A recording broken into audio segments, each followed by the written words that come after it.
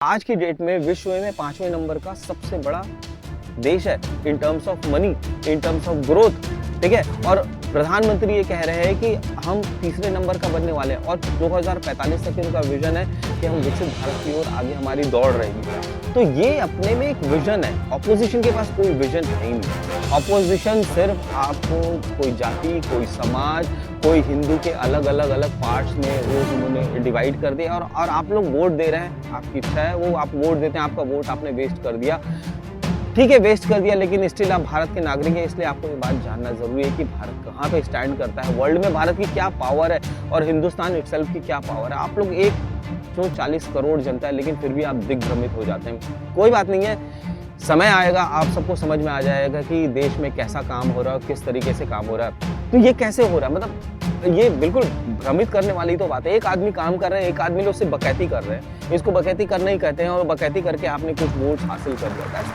Only thing.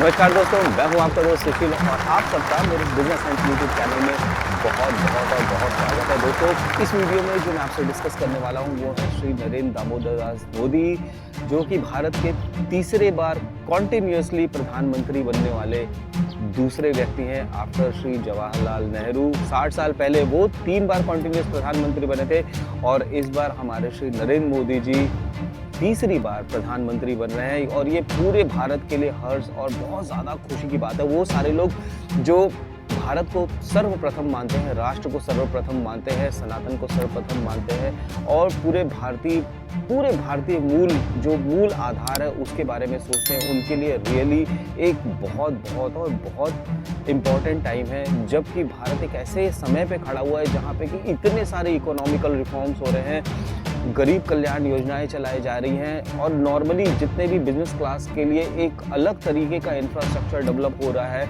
और business class के लिए एक बहुत सारा काम भी हो रहा है यहाँ पे भी, जिसमें कि बाहर के लोग यहाँ पे आते हैं और इन्वेस्टमेंट कर पाए, उसके लिए काम हो रहा है। तो ये सारी जो गतिविधियाँ हो रही हैं, इस बीच में भारत के जो यशस्वी प्रधानमंत्री नरेंद्र मोदी जी तीसरी बार फिर से प्रधानमंत्री बनने वाले हैं। इसके लिए आप सबको बहुत बधाई। उन्होंने जो इस भारत में काम किया है, शायद भूतो न भविष्यति ऐसा कोई काम नहीं कर सकता और अभी कोई काम कर भी नहीं पाएगा कि जो अभी काम हो रहा है। और इसका सबसे अच्छा एग्जाम्पल आपको देखने को मिला। आप इस पहले भी इस वीडियो को देखिए, एनडीए के पार्लियामेंट्री बोर्ड की कल मीटिंग हुई और उसमें कितने ही जो एनडीए के जो घटक दल है, नीतीश बाबू जी आप कह सकते हैं, आप टीडीपी के नेता जो चंद्रबाबू नायडू के बारे में कह सकते हैं, चिराग पासवान के बारे में आप कह सकते हैं, पवन कल्याण के बारे में, आपको सबने प्रधानमंत्री के काम की इतनी तारीफ करी कि मेरा तो दिल बहुत खुश हुआ। आप भी इस वीडियो को देखिए, आपको अच्छा लगेगा। Today, India is having a right leader, right time. That is Narendra Modi. अगली बार जो आप आइएगा ना, तो इस बार हम देखते हैं कि कुछ इधर उधर कुछ जीत गया है, अगली बार सब हारेगा, हमको पूरा भरोसा है। As long as you are the Prime Minister of this country, our country will never bow down to anyone.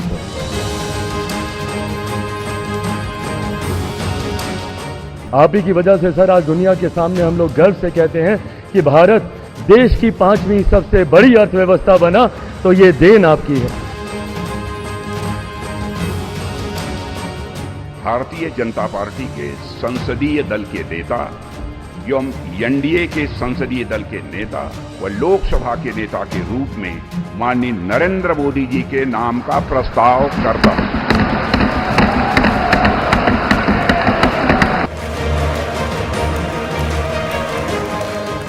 NDA, new India, developed India, aspirational India.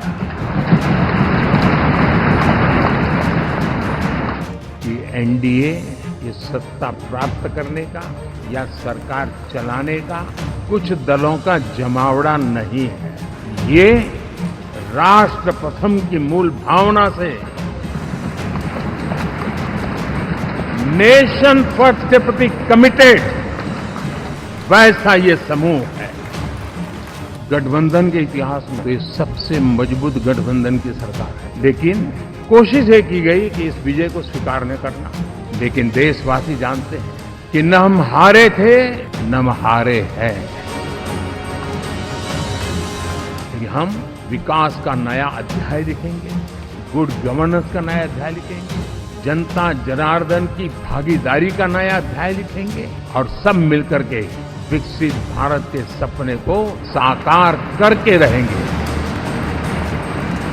हमारे संस्कार ऐसे हैं कि विजय की गोद में उन्माद पैदा नहीं होता और न ही पराजित लोगों के प्रति उपहास करने के हमारे संस्कार हैं। मेरे लिए जन्म सिर्फ और सिर्फ वन लाइफ वन मिशन, और वो है मेरी भारत माता।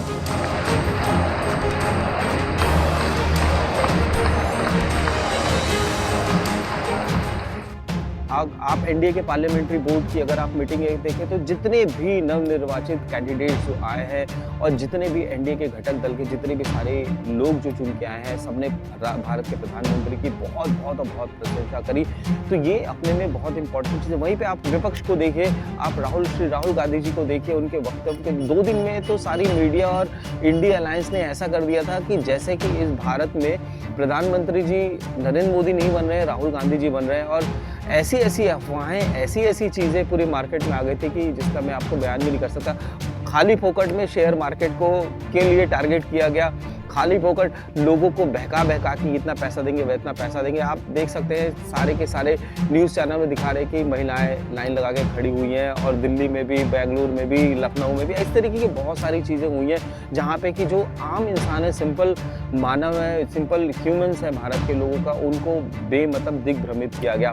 चलो इसके बारे में तो बाद में बात करूँगा मैं, लेकिन मैं आपको जो बताना चाहता हूँ वो ये है कि इस बीच में जो सबसे बड़ा डेवलपमेंट हुआ है वो ये हुआ है कि भारत का जो जीडीपी का ग्रोथ है वर्ल्ड में सबसे तेज जीडीपी का ग्रोथ है, दैट इज 8.2%। रिपोर्ट आपके सामने आप देख सकते हैं। तो ये अपने में कमाल की चीज़ है, जिसमें कि एग्रीकल्चर इंडस्ट्री में ग्रोथ हो रहा है, माइनिंग इंडस्ट्री में ग्रोथ हो रहा है, ठीक है ना, और आपके मैन्युफैक्चरिंग इंडस्ट्री में ग्रोथ हो रहा है, डिफेंस इंडस्ट्री में ग्रोथ हो रहा है। अरे कौन सी इंडस्ट्री है जिसमें ग्रोथ नहीं हो रहा है? और ये ग्रोथ हो रहा है। जब ये ग्रोथ होगा तो लोगों के पास एम्प्लॉयमेंट भी आ रही है, लोगों के पास काम भी आ रहा है, ऐसा नहीं कि नहीं हो रहा है। तो ये अपने में पूरे विश्व में, जहाँ पे कि पूरा वर्ल्ड जो है उसमें जो इकोनॉमिक ग्रोथ है, चाइना में अगर आप देखिए तो इट जस्ट 3.2%, अगर अमेरिका में देखिए तो भी वैसी है। तो कई वर्ल्ड के कई ऐसे छोटे छोटे देश हैं जहाँ पे तो सिर्फ 2% का भी ग्रोथ रेट है। तो ये अपने में बहुत बड़ा अचीवमेंट है। जबकि हम एट प्रेजेंट 2 टाइप के वॉर्स अभी देख रहे हैं। रशिया यूक्रेन वॉर ऑलरेडी चल रहा है, अगर आपको दिखे तो इसराइल हमास वॉर एक ऑलरेडी चल रहा है। तो उसके कारण जो पूरे ग्लोब, जो पूरे वर्ल्ड का जो सप्लाई चेन सिस्टम, उसमें बहुत बड़ा नुकसान हुआ। और कोविड के बाद से तो रियली बहुत बड़ा नुकसान हुआ है। प्रधानमंत्री को आपने कहते भी सुना होगा कि कोविड के टाइम में अगर स्टेप्स नहीं उठाए होते तो आज भारत का ये हाल नहीं होता, भारत का हाल बेहाल हो गया होता।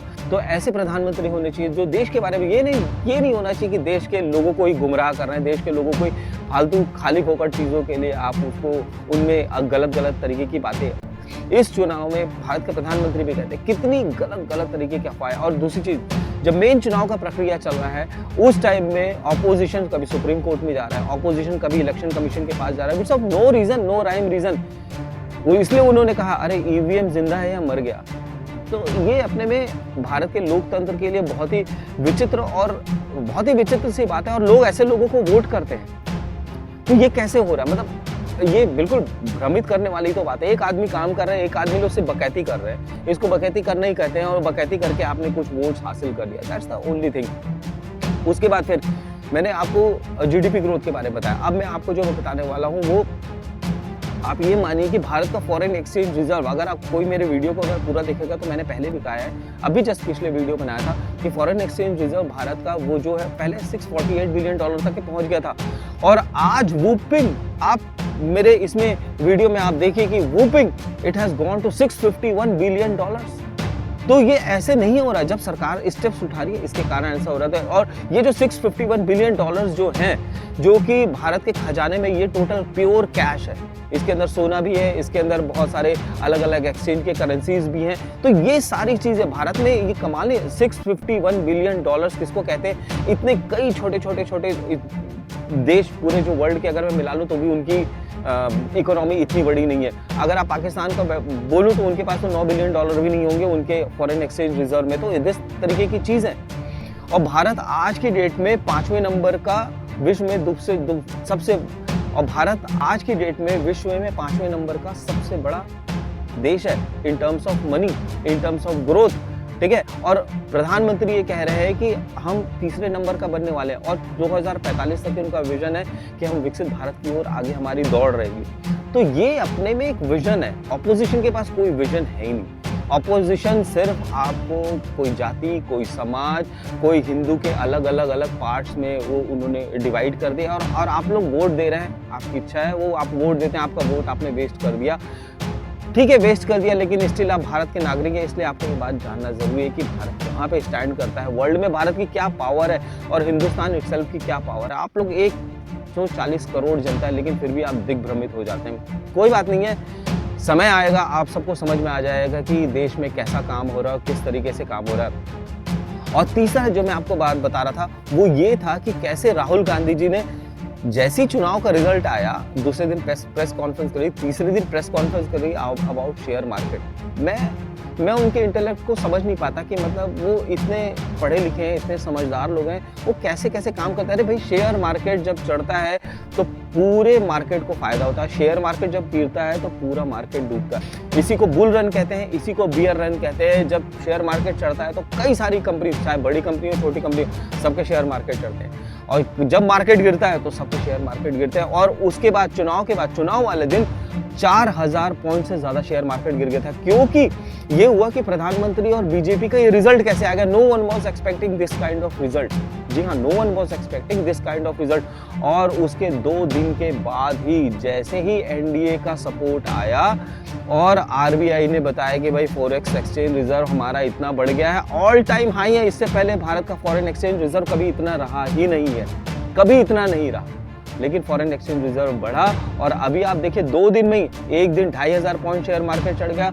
कल की बात है, कल जब एनडीए की घटक दल की मीटिंग चल रही थी तो उस time share market all time high touch कर गया, ऑल टाइम हाई। और सेम गोज विथ निफ्टी भी चढ़ गया था। आप देख सकते हैं रिपोर्ट में, आपको इसमें मेरे वीडियो में आ रहा होगा। तो दोस्तों, इस तरीके की चीज़ें होती है, लेकिन फिर भी भारत दिग्भ्रमित हो जाता है। तो मैं उसमें नहीं कहता भाई, अपना अपना मन के अपने इंटेलिजेंट के हिसाब से लोग काम करते हैं, लेकिन भारत के बारे में सोचने की ज़रूरत है। तो दोस्तों, मेरे इस बिजनेस हंट यूट्यूब चैनल को लाइक कर लीजिए, शेयर कर लीजिए, सब्सक्राइब कर लीजिए। इस तरीके की न्यूज़ मैं आपके लिए लेके आते रहता हूँ और मैं अपना पॉडकास्ट चैनल चालू कर रहा हूँ जिसका नाम है सुशील चापले टॉक्स। और इस चैनल का लिंक आपको डिस्क्रिप्शन बॉक्स में मिल जाएगा। प्लीज़ सब्सक्राइब कर लीजिए। इसमें बहुत सारे अच्छे गेस्ट आएंगे और मैं बहुत बड़े लोग नहीं, बहुत आम लोगों के साथ बात करने वाला हूँ। भारत के अलग अलग कोने के लोगों से बात करने वाला हूँ, अलग अलग जगह लोगों से आके बात करने वाला हूँ, वो आप देख लीजिएगा। और दूसरी चीज़ है कि एंड में मैं अभी एट प्रेजेंट छत्तीसगढ़ भिलाई में हूँ। तो जितने भी लोग यहाँ से वीडियो देख रहे हैं, आप मेरे को कमेंट बॉक्स में देख के बताइए कि कौन सा जगह है। ये भिलाई का एक बहुत ही सुप्रसिद्ध जगह है, स्टेडियम है। आप कमेंट बॉक्स में लिखिए, बताइए कि कौन सा। धन्यवाद।